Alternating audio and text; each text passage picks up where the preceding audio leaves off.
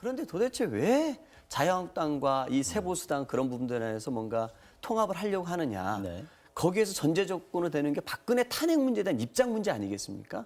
박근혜 탄핵이라는 것은 우리 주권자인 국민이 심판한 겁니다. 네. 그리고 입법기관인 국회에서 이미 압도적으로 의결해서 처리된 것이고 사법부에서도 탄핵 심판을 한 것이거든요. 네.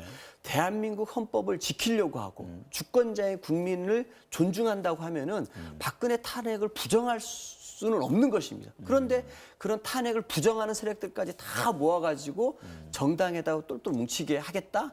어느 국민이, 어느 주권자가, 어느 입법기관이 이걸 용납을 해야 되겠습니까? 저는 그런 의미에서 이 박근혜 탄핵을 묻어두고 간다든지 박근혜 탄핵을 부정하는 세력들까지 다 정치색으로 뭉치려고 하는 것은 결국은 이 박근혜 탄핵에 대한 트라우마로서 벗어나지 못하는 거고요.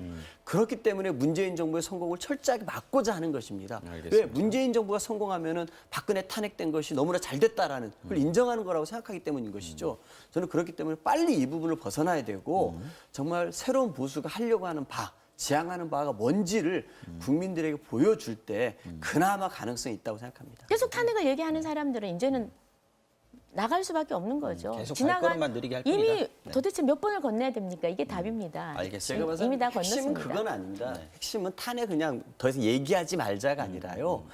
이 대한민국 주권자가 박근혜의 헌법 파기와 국정농단에 대해서 심판한 거 아닙니까? 주권자가. 네. 그리고 입법부가 심판을 하고 사법부가 심판한 겁니다.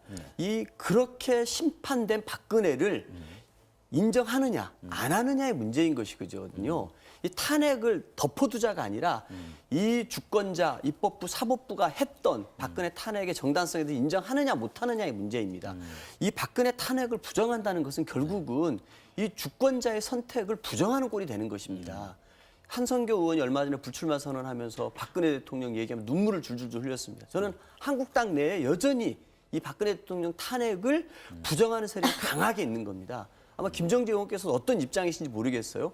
탄핵을 언급하지 말자가 아니라 이 탄핵에 대해서 이 탄핵이 찬성한 거에 대해서 인정하느냐 이겁니다. 적어도 탄핵 문제는 묻고 갈 수 있는 정도의 수준은 넘어섰다라고 그렇습니다. 얘기하시는 이 거고요. 주권자가 네. 박근혜 대통령을 탄핵한 건데 이거를 덮고 가자는 게 아니라 알겠습니다. 이 주권자의 심판을 인정하라는 것입니다. 네. 그럴 때만이 진정으로 21대 국회가 헌법을 존중하는 사법부와 입법부의 판단을 존중하는 주권자를 두려워하는 21대 국회가 되는 것이지 네. 박근혜 탄핵을 부정하는 세력이 다시 국회에 등장한다 그러면은 헌법 파괴 국정농단을 또 용인하겠다는 거 아니겠습니까? 아니, 그러면